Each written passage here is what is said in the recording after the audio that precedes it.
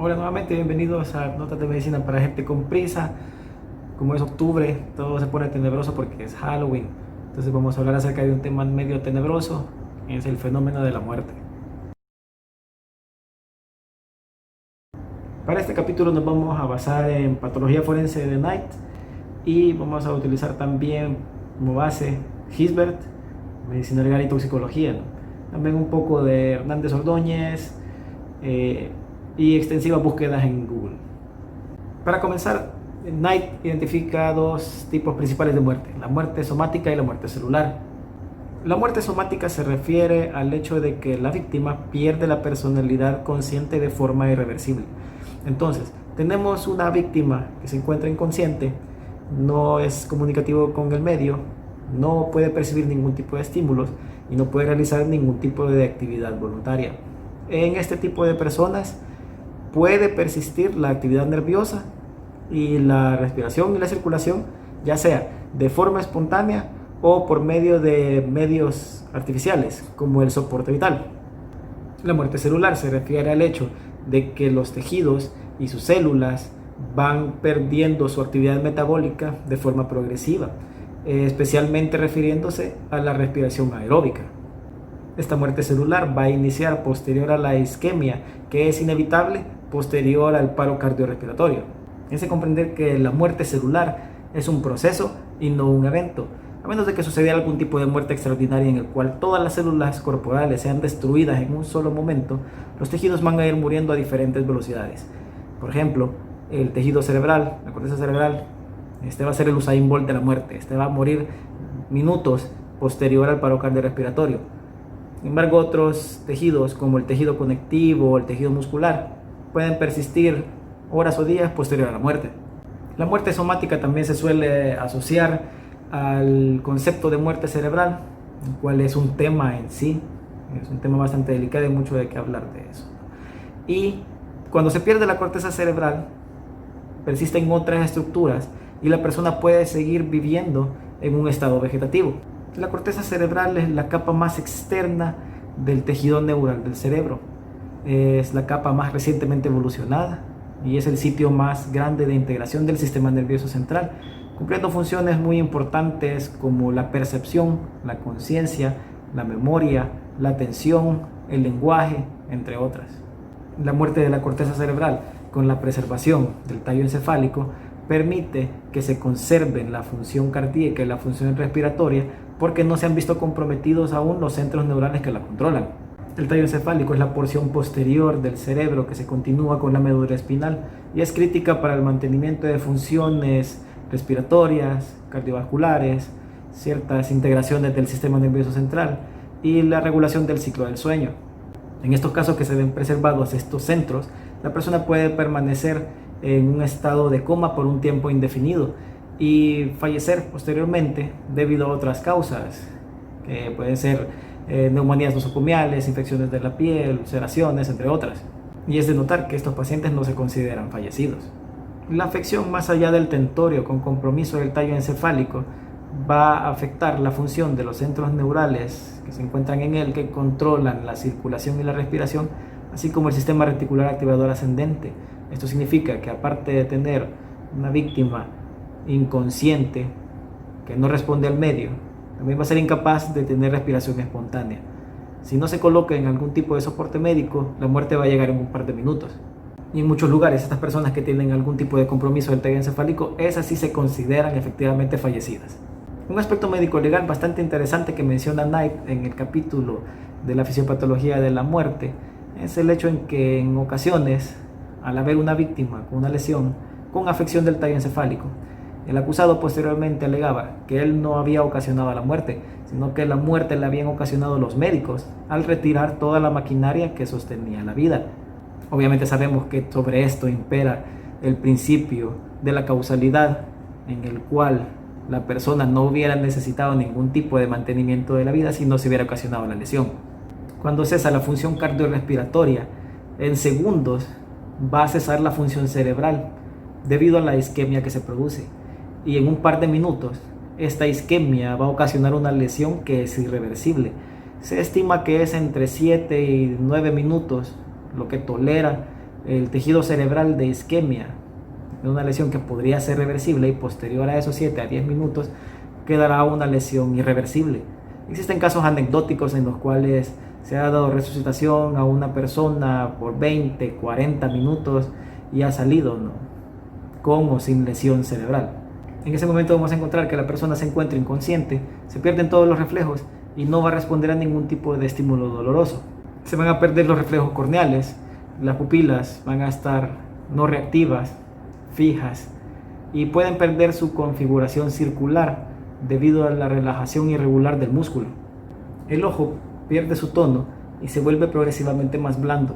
Sobre la córnea se ve que se pierde el brillo, se vuelve opaca, se puede formar una especie de tela sobre ella, y pueden formarse arrugas o incluso hundimientos francos. Esto se conoce como el signo de Esteban Lewis, se refiere a eso. El párpado no logra cerrarse completamente, quedando esclera expuesta al medio ambiente. Esta comienza a desecarse, a deshidratarse, y se empiezan a formar en el lado nasal y el lateral 2 manchas que pueden ir de color amarillento, café, hasta un negro bastante franco, y esto se conoce como el signo de Sommer. Como había mencionado, el signo de Sommer se da porque la esclera queda expuesta al medio ambiente, se deshidrata, se deseca y se exponen los pigmentos que se encuentran abajo de ella.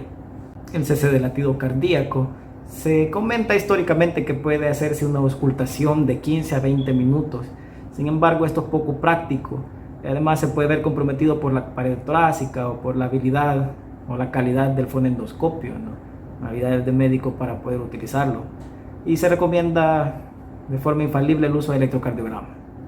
Entonces, en síntesis, la muerte es definida como una sucesión de procesos en los cuales se da la descomposición del funcionamiento unitario de todas las vidas celulares que componen el cuerpo humano. En el momento de la muerte se establecen 3 cosas principales. Uno es el modo de muerte, que se refiere a aquel evento o aquel fenómeno fisiológico que sucedió en el momento específico de la muerte y que efectivamente no nos dice nada acerca de la causa de la muerte. Esto puede ser como paro cardíaco. Todos nos morimos de un paro cardíaco porque a todos se nos detiene el corazón al morir. O, por ejemplo, edema pulmonar. Existen múltiples causas de edema pulmonar. No nos dice nada acerca de qué fue lo que mató a la persona. Estas no se recomienda utilizarlas como causa de muerte. En segundo punto, se establece la manera de muerte, que se refiere a la circunstancialidad de la muerte, que puede ser homicidio, suicidio, accidental o natural.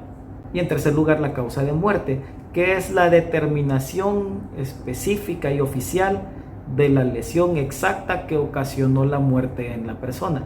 Y esta es determinada por el médico forense posterior a una autopsia. El diagnóstico de la muerte siempre ha sido complicado desde tiempos históricos. En 1700, en Alemania e Italia, en regiones de Europa, existían cámaras especiales donde se colocaba el dubiae mortis o probable muerto. Se le ataba un cordón a su mano y se conectaba con una campana.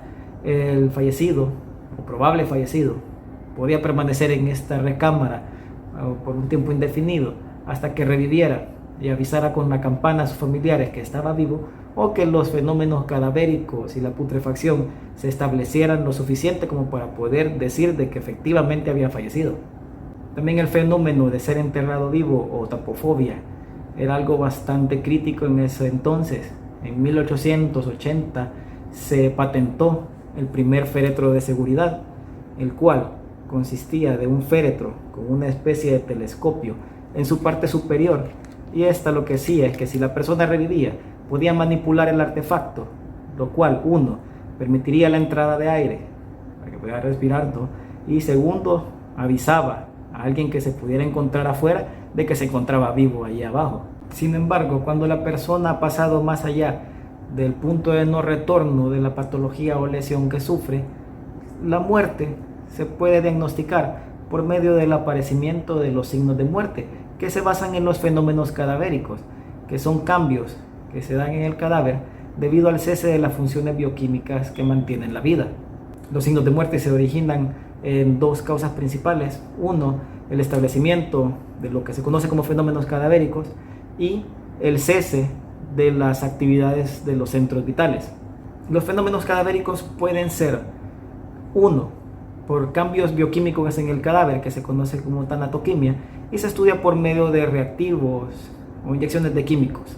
En segundo lugar, se encuentran los fenómenos abióticos, que se dan por la exposición del cadáver al medio ambiente, los cuales podemos encontrar: uno, la deshidratación, que habíamos hablado un poco de esto acerca en el ojo, pero también se puede encontrar como un apergaminamiento o engrosamiento de la piel. Las rigideces cadavéricas, esto es que cuando se detiene la circulación, la sangre va a caer a los sitios de clive que no se encuentren bajo presión, y lo que va a generar es una coloración violácea en los sitios donde el cadáver estaba posicionado pero no estaba bajo presión, que se observa de esa forma. Entonces, eso nos ayuda también a determinar el tanatocronodiagnóstico o el tiempo de muerte, porque tienen un tiempo específico en que empiezan a aparecer, tienen un tiempo específico en que ya aparecieron y pueden desaparecer si se mueve, o también tienen un tiempo específico donde ya están en un sitio y a pesar de que yo lo mueva o apriete esa lividez, esta no va a cambiar, y se dan principalmente, como había mencionado, por el remanso de la sangre y la tinción que agarran los tejidos blandos por la hemoglobina que se encuentra en la sangre. Y otro fenómeno abiótico es el enfriamiento, en el cual se pierde la termorregulación en la víctima, se empieza a perder de forma progresiva la temperatura por la exposición al medio ambiente. En tercer lugar se encuentran los fenómenos bióticos, que estos se ven originados en funciones biológicas del cadáver. Pueden ser la rigidez cadavérica, que hemos mencionado en un video anterior, y que se refiere al hecho de que como se cambia la bioquímica dentro de la célula, entonces se presenta al inicio una flacidez del cadáver y de forma progresiva empieza a formarse rigidez en este.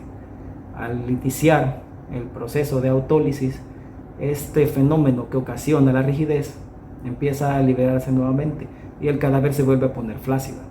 También se encuentra en ello el espasmo cadavérico, el cual se refiere al mantenimiento de la última actitud de la persona antes de fallecer.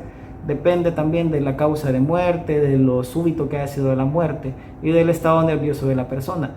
Por ejemplo, una víctima de suicidio se encuentra bastante nervioso y se ocasiona una lesión en la cabeza con un arma de fuego. La destrucción del sistema nervioso súbita más el estado nervioso de la persona hace que ésta permanezca en esta posición, manteniendo el arma en su mano de una forma rígida.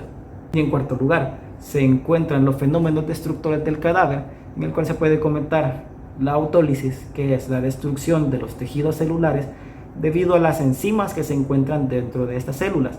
En esta no tiene nada que ver las bacterias, realmente se encuentra la putrefacción, donde ahí sí tienen que ver, pero eso es otro tema.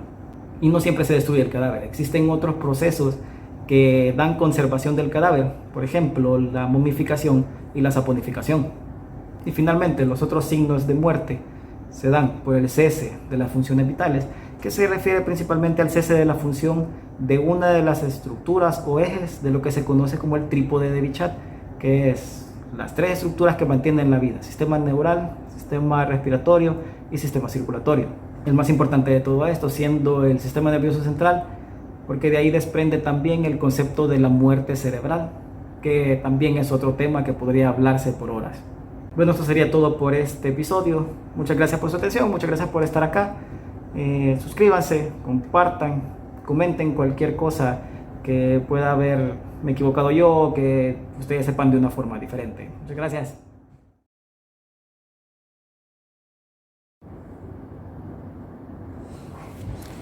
La recomendación para el día de hoy es esta: historias de terror, número 3 en este caso. Más cuentos para temblar hasta los huesos.